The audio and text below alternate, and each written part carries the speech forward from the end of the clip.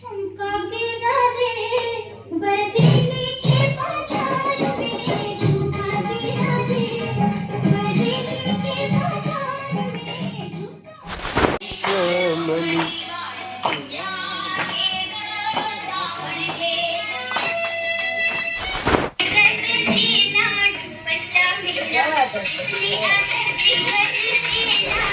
काली ही पराक्रमाची ज्योत मावळे इथे झाशीवाली, ही पराक्रमाची ज्योत मावळे इथे झाशीवाली.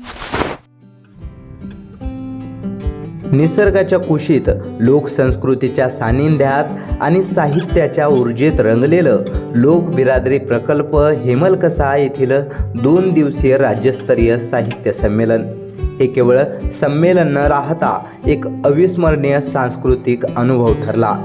लोकबिरादरी प्रकल्प हेमलकसा येथे बालाजी सरोज भाव काव्य प्रतिष्ठान नागपूर यांच्या आयोजनाने 2 दिवसीय राज्यस्तरीय साहित्य संमेलन उत्साहात पार पडले. नागपूरहून निघालेल्या साहित्यिकांची मांदियाळी 9 ते 10 तासांचा दीर्घ प्रवास करत हिरव्या कच्च वनराईनं नटलेल्या रस्त्यावरून गाण्यांच्या भेंड्यासह हेमलकसा येथे पोचली.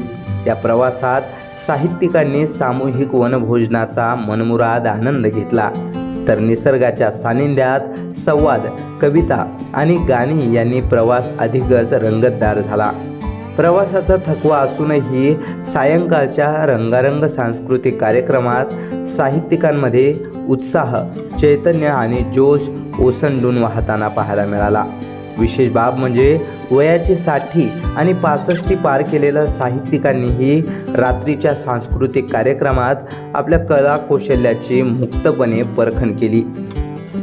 दाताचं दातवन घ्या हो कुणी, कुंकू घ्या कुणी काळमणी या लोकगीतावर ठेका धरत धापेवाळाच्या लता भड यांनी कार्यक्रमात रंगत आणली, तर नागपूरच्या कोकिळा खोडणकर यांनी झाशीची राणीच्या जीवनप्रवासाचे प्रभावी सादरीकरण अभिनयातून मांडत उपस्थितांची मने जिंकली. अहेरीच्या रचना बामकंटीवार यांनी रिमिक्स गाण्यावर ठेका धरत कार्यक्रमात नवे चैतन्य निर्माण केले. वयाची 65 पार केलेल्या सरोज अंदनकर यांनी इन्हीं लोगों ने ले लिया दुपट्टा मेरा या गाण्यावर नृत्य सादर करत कलेला वयाचं बंधन नसतं हे दाखवून दिलं. साहित्य, संस्कृती, निसर्ग आणि माणुसकी याचं सुंदर मिलन या साहित्य संमेलनातून अनुभवायला मिळालं.